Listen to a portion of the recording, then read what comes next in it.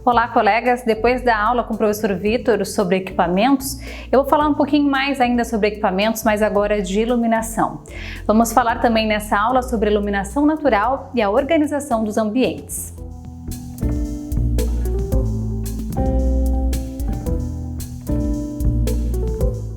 A iluminação nos audiovisuais existe para basicamente dois motivos. O primeiro deles é possibilitar a gravação, visto que a imagem é feita de luz.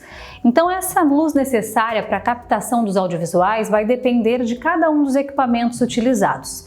Uma câmera profissional e um smartphone já mais moderno necessitam de bem menos luz do que uma câmera semi-profissional ou amadora, ou um smartphone um pouco mais antigo ou com uma câmera inferior.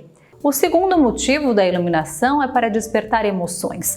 Dependendo da temperatura de cor, do tipo de filtro utilizado, a gente consegue transmitir a imagem de alegria, de suspense, de medo, mas isso a gente deixa para as captações audiovisuais profissionais. Aqui nas nossas aulas, nós precisamos trabalhar com a quantidade de luz necessária para que a gente tenha uma qualidade de imagem boa.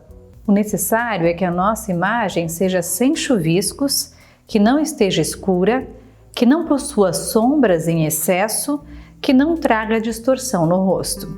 E para conseguir isso, eu tenho algumas dicas bem pontuais.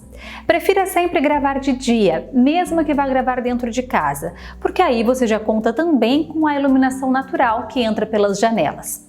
Agora, se você for gravar no seu quintal ou em outro ambiente a céu aberto, aí você precisa de alguns cuidados. Prefira sempre gravar em dias nublados, porque as nuvens agem como um difusor natural, dissipando a luz e não deixando marcas no rosto. Em dias de sol, prefiro os horários de sol mais fraco. O sol do meio-dia produz muita sombra.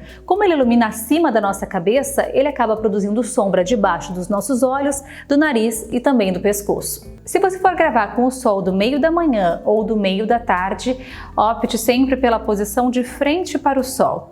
Se você ficar de lado para o sol, ele deve produzir sombras em um dos lados do seu rosto. Agora, no amanhecer ou no entardecer, você terá muito mais facilidade de lidar com o sol. Porém, no fim da tarde, pode ocorrer diferença de iluminação se for muito ao entardecer. Se a sua opção for por gravar no ambiente interno, você poderá contar com 3 tipos de iluminação. A iluminação própria do seu ambiente, a natural que entra pelas janelas e também pode contar com iluminação extra. Em relação às janelas, posicione as janelas sempre na sua frente, pois assim elas vão ajudar a preencher a luz em todo o seu rosto. Agora, se a janela ficar ao fundo, a tendência é que você fique escuro e que a parte de trás fique muito clara. Sobre a iluminação complementar, existe uma gama de possibilidades. No arquivo aqui abaixo eu deixo uma descrição de cada uma delas. Eu utilizo essa iluminação em forma de anel. É uma iluminação barata, de baixo consumo por usar LED e muito portátil. Você encontra dela na faixa de 200 a 300 reais. Elas normalmente vêm com essa regulagem de intensidade e também de temperatura de cor, o que facilita a utilização em ambientes diversos.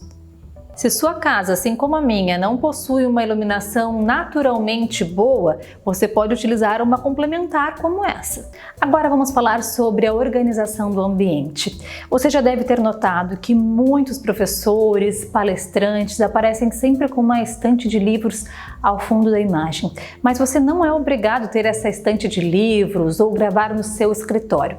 Se você tem um ambiente organizado para isso, tudo bem, pode utilizá-lo, mas se não tem ou não quer mostrar a sua bagunça do escritório, não tem problema. O meu escritório, por exemplo, não é o ambiente mais adequado para gravar, porque ele possui um apelo visual muito forte. Quando a gente tem muito conteúdo em cores e objetos, a tendência é que quem está assistindo se distrai olhando para o cenário e não preste atenção na fala. Para gravar nele, somente aulas de curta duração ou alguns momentos pontuais. Para o vídeo, opte sempre pelo mais discreto. Você pode gravar numa parede de cor neutra na sua casa ou mesmo num cantinho da sua sala. Basta montar com aqueles elementos que tenham a ver com o conteúdo que você vai estar falando. Menos é mais nessa hora. Agora, se você precisa de um quadro físico para dar aula, você pode optar por um tradicional ou pintar um pedacinho da sua parede com tintas na cor preta, verde ou até mesmo algumas brancas próprias para essa finalidade. Existem papéis de parede que também fazem o mesmo efeito. Mas se você não precisa de quadro, uma parede de cor lisa e uma cadeira ou até mesmo sem a cadeira já é o suficiente para você conseguir gravar a sua aula. Eu espero você no próximo módulo para falar de edição de áudio e edição de vídeo. Até lá!